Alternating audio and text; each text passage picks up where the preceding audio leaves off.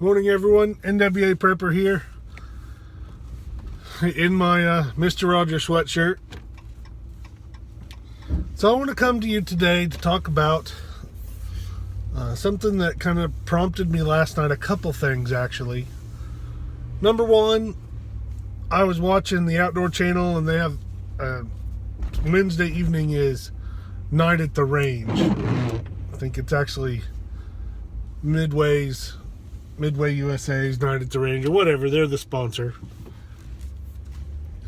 And one of the shows on there talks about defense. It's actually I believe it's the best defense. So I'm watching that, and I also was watching someone else's video that they were talking about their EDC bag. And then as I was scrolling, I came across another video from someone who'd had a wildlife encounter in their homestead in the middle of the night. So, I don't know, between the three of those, it had me thinking about my personal reaction plan and the drills that we do at my house about things that go bump in the night. And the culmination of all of it is, if you think that there's something that could happen, make noise, come into your home, whether by accident or on purpose, I'm not too terribly far from my neighbors, like 50 feet on each side of me, or three sides of me.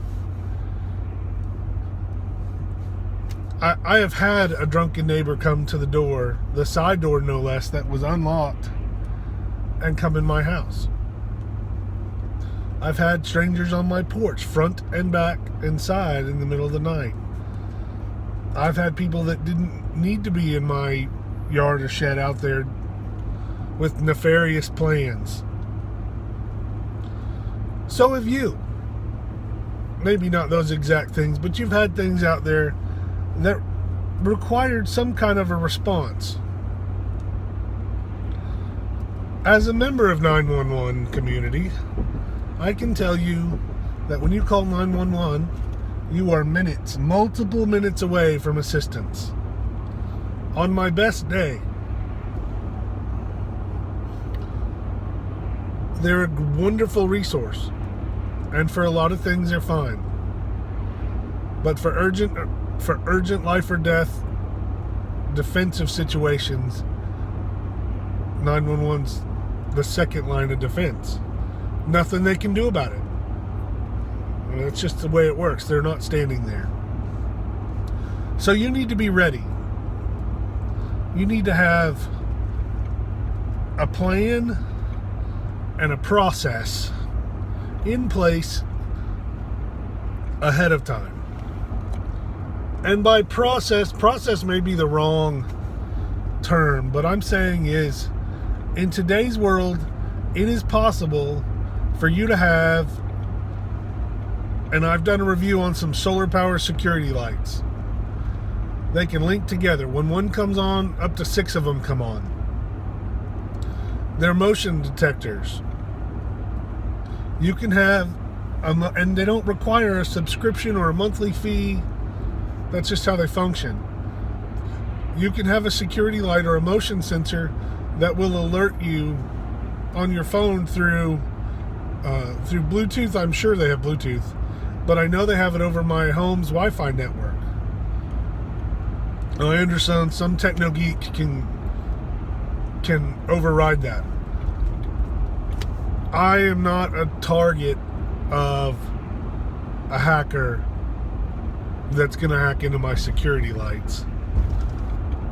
Maybe, I don't know, but which is why I have a tiered response. I have my perimeter defense with things like motion sensors and things that will alert me as you get closer, lights, and more deterrent.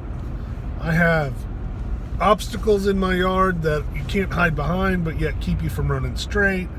I have lovely, lovely plants that look gorgeous but are not a place that you would seek refuge. I have motion lights. I have lights. Light is important. Most bad guys don't want to be in the light. When the light comes on, I can see you. It alerts me that there's something in that area, that side of the house, that corner, whatever. I do not see in the dark. Therefore, when I respond to things that go bump in the night, when I grab my weapon, which I'm guaranteed to do, as you should too, when I grab that weapon, it is equipped with an illumination device, a flashlight. Because I am not, and that flashlight has fresh batteries. Often, when we change in my children's remote controls, they get the flashlight batteries, and I rotate new batteries into the flashlight. If the one doesn't work immediately on the weapon, then I have one next to it. If they're in my home, if they're on my property, they know because of signs. They're stupid, but not completely stupid. They know that there are vehicles home. Somebody's home. They hear my feet creaking on the floor. They hear the dog. A dog is another wonderful security device, especially when she's waist high and has an attitude. They know where I'm at. If they're in my home, they know I'm coming down the hallway. That's where the bedrooms are. It's not a secret. I'm not hiding from them. I want them to know myself and Mr. 870 are coming down the hallway. I'm going to illuminate everything as I go. Hands down. I come out, I get to my children's room, I turn on their light. Are you okay? Are you okay? As soon as I do that, they have a plan, they know what to do. That's none of your business. But they have a reaction thing that they do that we practice, just like a fire drill. I move to the next room. Whatever that room is, I illuminate it when I check it. I come back out to the hallway, I am alerted that everything is fine from someone behind me. I move to the next room. Everything behind me is lit up. I don't give a rat's ass if you see me. I want you gone. If I'm going to sneak around, then I should be on the outside. If the outside is a different world. But when I'm going through my house, and I'm pretty blessed with a pretty snazzy house that I can clear pretty quick and pretty easy with very, very few voids or hidden areas, I'm going to do that. Light is my friend. Yes, could I turn out the lights and flip on night vision and slink around? Great. But I don't. Light is my friend. The next thing that is my greatest friend, my greatest asset, is my firearms control. My safety and the method that I handle that firearm. That only comes through practice and training. My booger hook does not touch the bang switch until I'm ready to destroy something. Let me say that again. My booger hook does not touch my bang switch until I'm ready to destroy something. I'm not going to walk around in the house or in a keyed up situation where there could possibly be friendlies, such as my family, my neighbors. I don't want to get startled and squeeze the trigger and destroy something that I don't intend on. So I do not put my finger on the trigger. Nor do I put it near the trigger in a curved fashion. It lays along my firearm straight, just like I feel it should. It doesn't move until I'm ready to move down. I see my target, I'm ready to engage. The way I move through a confined space or a structure is I don't have my weapon way stretched out in front of me, whereas I come around the corner, you can grab it and rip it away from me. I have it up close, tight. I have it where I can get to it, where it's controlled.